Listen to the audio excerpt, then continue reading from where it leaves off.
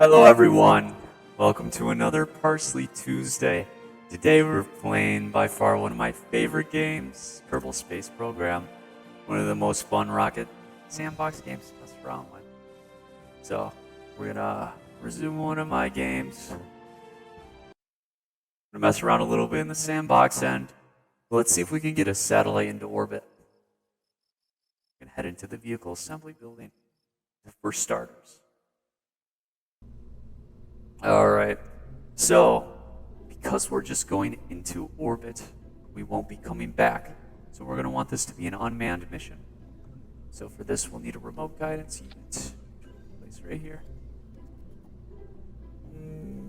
Maybe go for a bigger variation. We want to make sure we actually make it.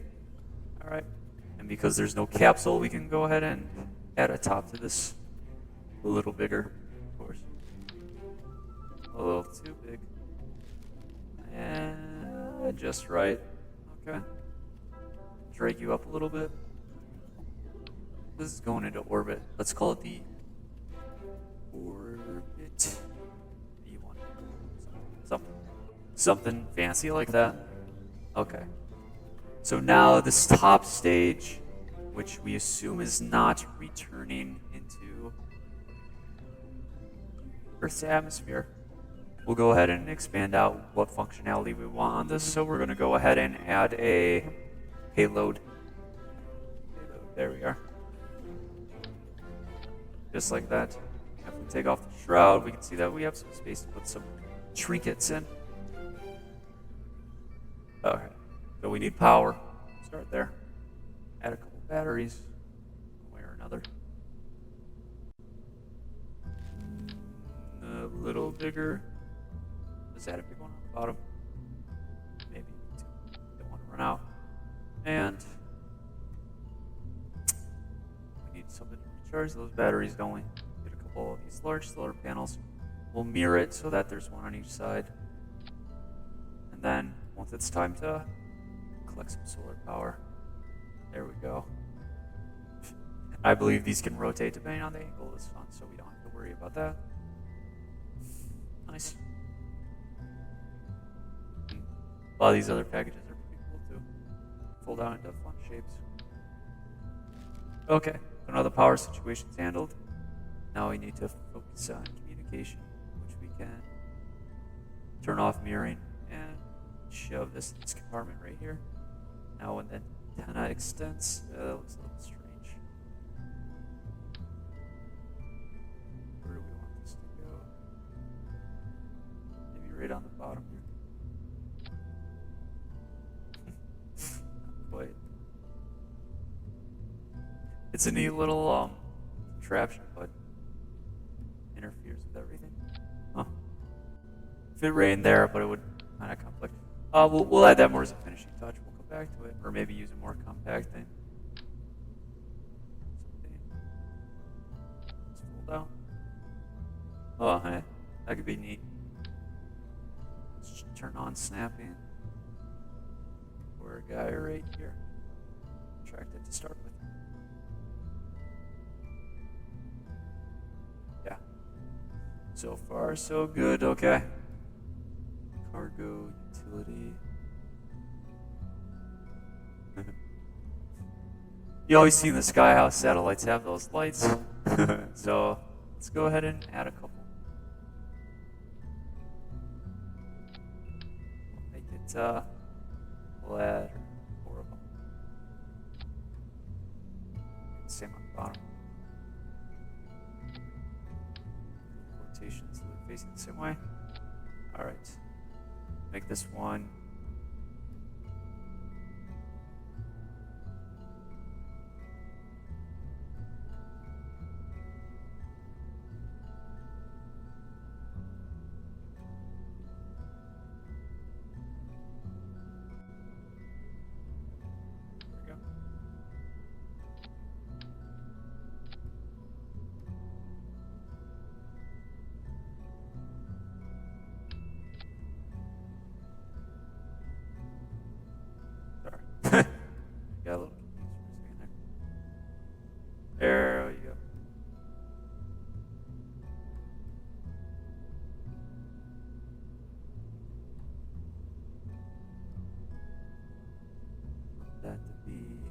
red.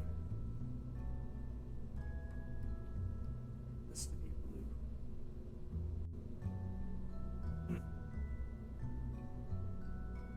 Make these white to make it blend in a little better with the nose cone. That's strange. So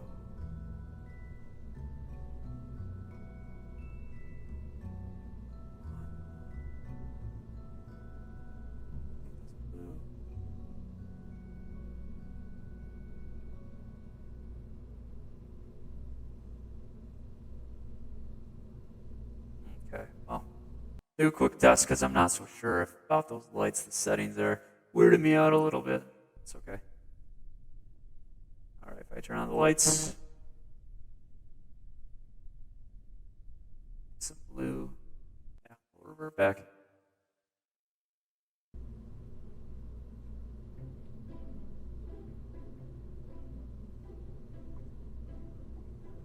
Make the top red.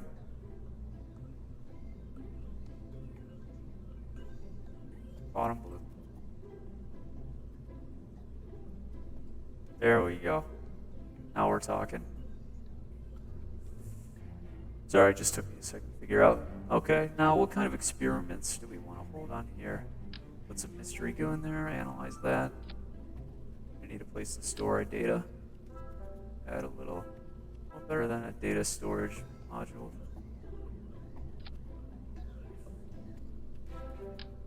Barometer. Yeah. Got it right there. Thermometer. A lot of these little gadgets can fit in pretty tightly into given space. Ooh, just in case we want to detect any negative gravioli. Yeah, I think some of these are for assessing terrain once landed on actual planets, but we could put them on there anyways. And for a telescope, why not? There's certainly space in there.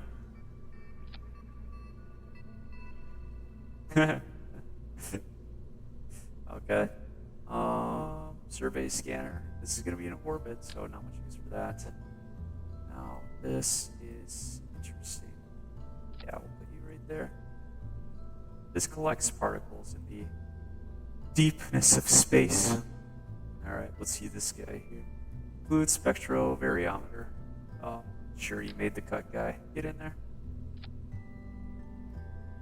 Yeah. There you go. What else? Light scanning array. Oh, they have different sizes of these too. How big is the large? Pretty big. Oh, you still made the cut. There you go.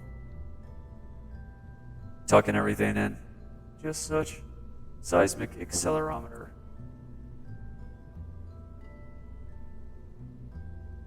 Yeah, probably don't need that space. And that looks like most of our stuff in that regard. Given this is just in orbit, I think that the satellite we installed earlier will probably be good enough. Yeah, we have solar panels to provide power. Thermal. It's not re-entering, so we don't need any of that. Nothing required on the ground. Aerodynamics, we'll get back to this. But sure. So it looks like our top stage is mostly finished. This will be our satellite. Extend ourselves out here a little bit. This is what's going up into orbit, ideally. So now we can create a little bit of stuff. Let's add in some RCS thrusters to have it be able to correct itself while it's in orbit. We'll put a little bigger. Yeah, put you right there.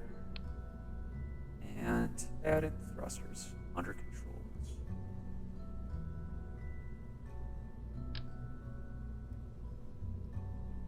The small one.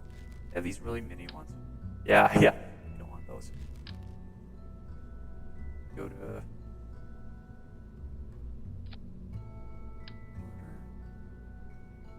and yeah, hopefully we'll be able to do whatever maneuvers we need to with those.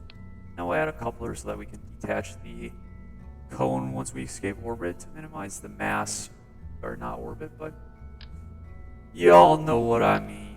Once we get up there in space.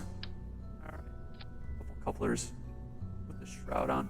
Alright, nice. That's the top of the old rocket there.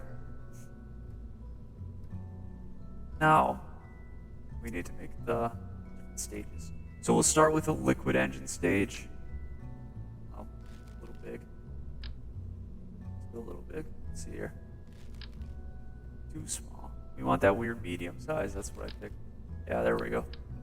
So what's going to happen is that we're going to use a set of boosters that will make it down below to escape Kerbin's orbit.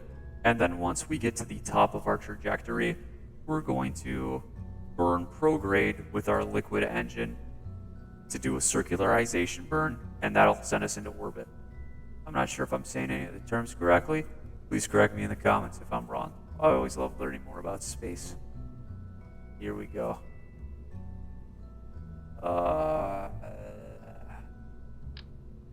There we go. This looks fancy. Make it bare too. It's gonna be in space. Don't need all that extra mass holding us down. Alright. Let's grab onto our control, raise this up a little bit, give us some space for the boosters. Alright.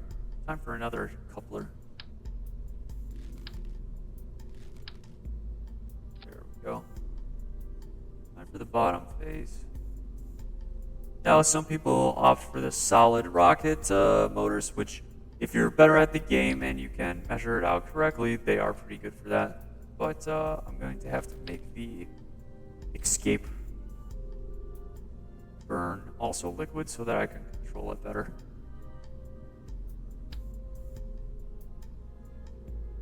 Yeah. That. Give them each a hat of their own. A little bigger one. Where'd you go? Here we go. Nope. Yep. Okay. Now I'm gonna copy and do the same main cell one. I know different thrusters have efficiencies, whether it's at a vacuum or an atmosphere, but for the scope of this video, we're gonna keep it pretty simple. Bring those in a little bit closer together. All right, now let's try this thing out. And always a good idea before you hit the launch pad, just make sure that the staging's right. Over on the right here, we have our staging. So all of these should be firing at once for our escape burn, and then this should detach exactly, and the circularization burn, and then, yes, detachment from that, and by that time we will be in orbit. We'll have this thing kind of flying next to us, but we'll ignore that for now. And then once we... Honestly, the shroud here could probably come off at the same time as this separation. Might be a little too ambitious, but good to get rid of that mass as soon as possible. And then once we're in orbit, for sure, then we'll jettison the nose cone, send it off in its own direction to minimize the mass and make the RCS control more efficient. Without further ado, let's get out onto the launch pad.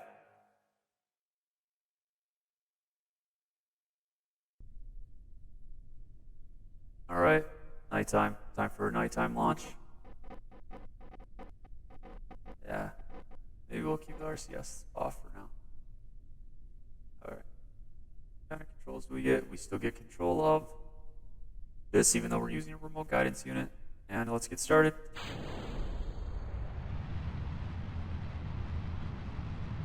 Start with a radial out goal for the trajectory of the rocket.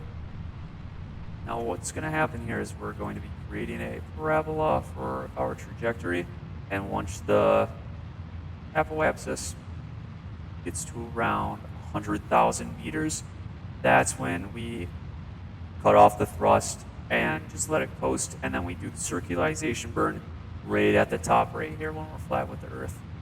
Or Kerbin, I should say. But as for right now, we're escaping the atmosphere. Well, fun fact, it's called max Q when there's the most aerodynamic pressure on the spaceship, and that's when it's experiencing the most amount of friction. That's when sometimes these parts they overheat. All right. But once the atmosphere thins out so much, it becomes less of a problem. So we're at about 100,000 for our apoapsis.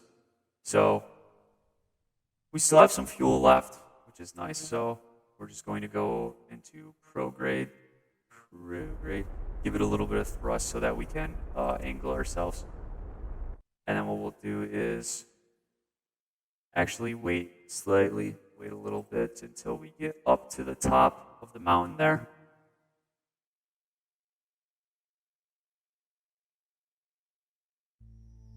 Almost there. And once we start getting a little close, what's cool is that our prograde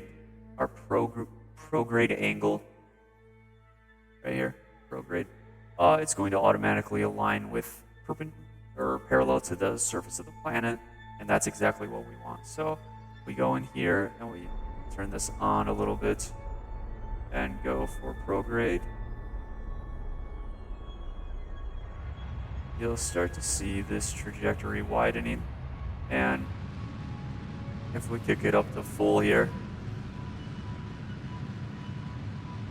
in a little bit of time, we're going to see this wrap around the planet and we'll be in orbit officially. Yeah, and we just burn out our escape thrusters. We're outside of the atmosphere now, so we'll jettison that. And now, ready for our next burn. We'll lower it down a little bit. We want a little more control than that. So we'll wait until we approach here once more. And then we'll keep burning prograde until our orbit is completely circularized.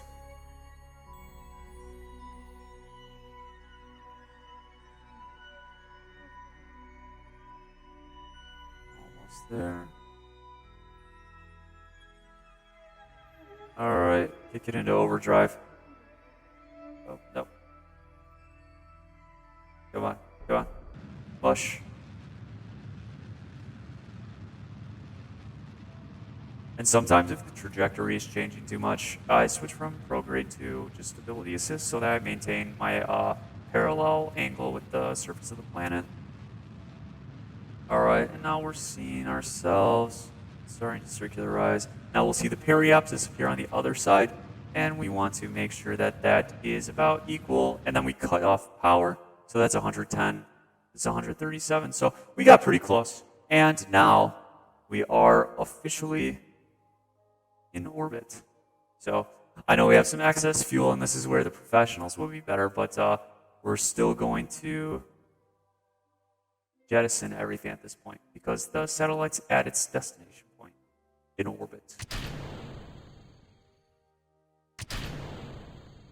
So goodbye and goodbye. And now we can turn on our RCS thrusters and sort of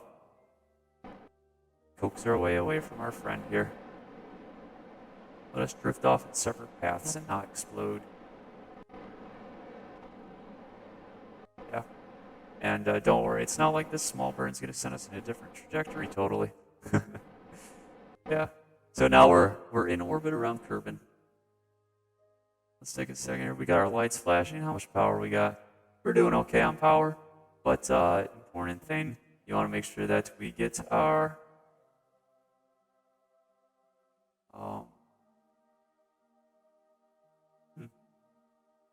that's weird.